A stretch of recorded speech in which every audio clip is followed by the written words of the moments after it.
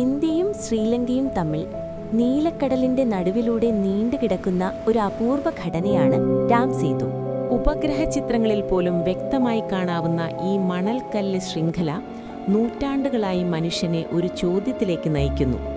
ഇതൊരു പാലമാണോ അതോ പ്രകൃതിദത്തമായ ഒരു രൂപമോ? ഇന്ത്യൻ പുരാണമായ രാമായണത്തിൽ ശ്രീരാമൻ ലങ്കയിലെത്താൻ വാനരസേനയുടെ സഹായത്തോടെ പണിത പാലമായാണ് രാം സേതുവിനെ വിവരിക്കുന്നത്.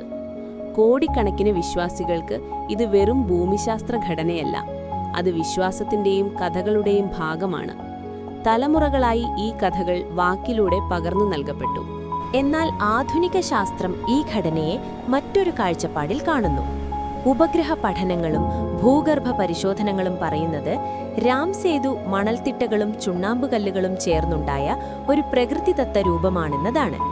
കടൽ നിരപ്പിലെ മാറ്റങ്ങളും പ്രവാഹങ്ങളും ഈ രൂപം സൃഷ്ടിച്ചതാകാമെന്ന് ചില ശാസ്ത്രജ്ഞർ അഭിപ്രായപ്പെടുന്നു. അതേസമയം ചില പഠനങ്ങൾ ഒരു സംശയമുയർത്തുന്നു. ഈ കല്ലുകൾ സാധാരണയായി കടൽ തട്ടിൽ കാണുന്നവയല്ലെന്നും അവ ക്രമീകരിച്ചിരിക്കുന്ന രീതിയിൽ മനുഷ്യ ഇടപെടലിന്റെ സാധ്യത പൂർണ്ണമായി തള്ളിക്കളയാനാവില്ലെന്നും ചില ഗവേഷകർ ചൂണ്ടിക്കാട്ടുന്നു.